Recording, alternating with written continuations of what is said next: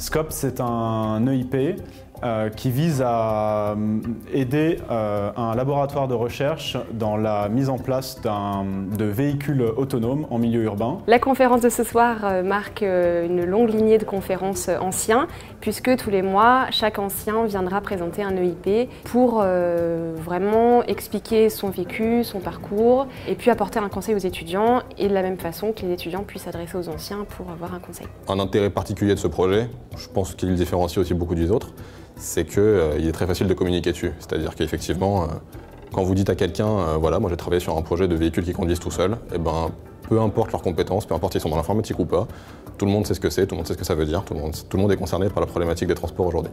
On cherchait une idée assez innovante et faire quelque chose un peu qui sort du commun. L'avantage de faire travailler sur SCOP, c'est de travailler à l'IMARA, être en immersion tout simplement dans un laboratoire de recherche et de pouvoir se confronter à différents milieux et différentes personnalités et nous d'amener notre petite touche informatique, notre petite touche développeur. Et c'est surtout un projet qui est très intéressant et où on sentait vraiment la possibilité de faire des choses innovantes. Notre objectif premier, c'était d'abord de proposer une uniformisation logicielle pour la perception collaborative. Donc c'était vraiment les outils, les briques logicielles de base pour que les chercheurs puissent commencer à implémenter leurs petites briques logicielles, donc que ce soit de la localisation précise, de l'évitement d'obstacles, sur un modèle unifié pour faire des démonstrations complètes. Ce qui était important, c'était d'essayer de partir des points forts et des réussites du premier groupe, qui est notamment un outil de visualisation des informations. Donc ça c'est quelque chose sur lequel on a mis énormément l'accent, c'est-à-dire faire un outil qui permet de visualiser concrètement la flotte de véhicules en temps réel, de façon jolie et présentable pour les investisseurs sur le projet. On a également travaillé sur des briques logicielles pour communiquer entre les véhicules et en même temps d'autres briques logicielles pour obtenir plus d'informations des véhicules. Nous, la promotion 2009, on s'est surtout concentré sur la communication entre les véhicules parce qu'on avait un projet européen, Cybercar 2, qui arrivait à la fin.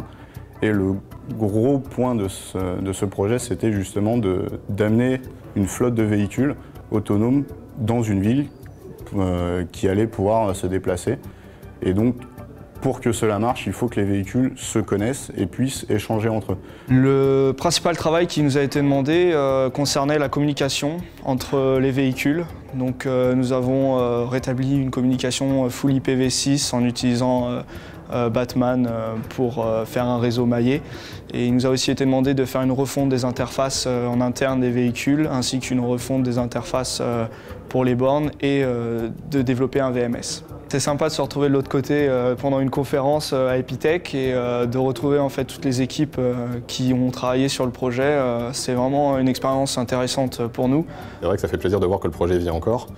Ça fait plaisir de voir qu'il a évolué dans le bon sens. Et bon, ça fait plaisir aussi de voir que des promotions continuent à travailler dessus alors que finalement elles ne savent pas encore à quel point par la suite ça va pouvoir quand même être un tremplin. Mine de rien, ce projet de fin d'études a quand même marqué tout le monde. D'une façon ou d'une autre, a ouvert en tout cas l'esprit vers d'autres applications de l'informatique auxquelles on ne touche pas forcément à Epitech.